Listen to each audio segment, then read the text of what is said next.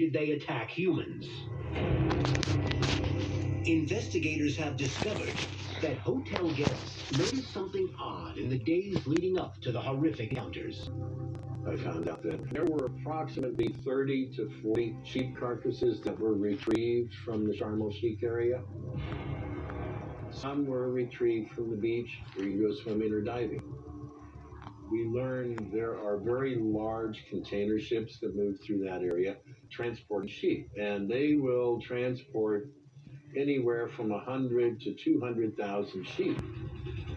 In fact, divers in the area report witnessing one such vessel passing through the Straits of Tiran, little more than a mile north of the attack sites, throwing dead livestock overboard.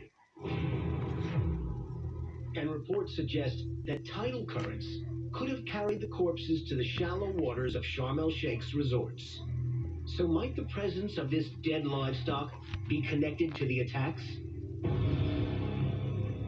Dr. Dan Huber from the University of Tampa Shark Lab explores the idea.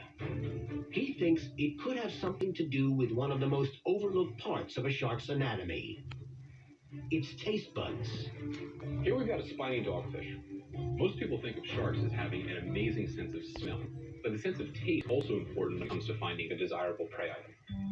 In humans, all taste buds are located on one organ, the tongue. But for sharks, it's different. The taste buds aren't clustered on their tongue the way it is in humans. In a shark, the tongue is more of a skeletal structure. It has some taste buds, but the taste buds are located on these little lump-shaped structures here called papillae.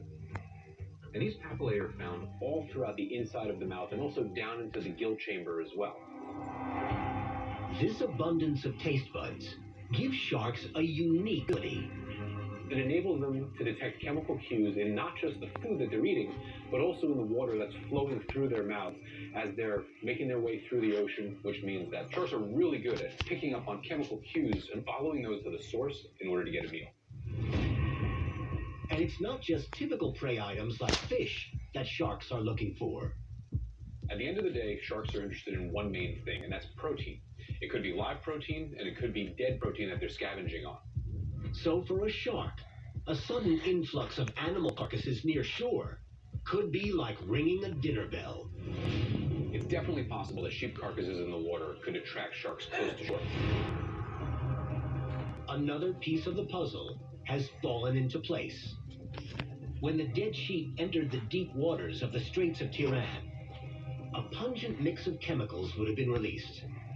As the corpses were carried by currents towards Sharm el-Sheikh, sharks like oceanic whitetips and makos followed in hopes of an easy meal.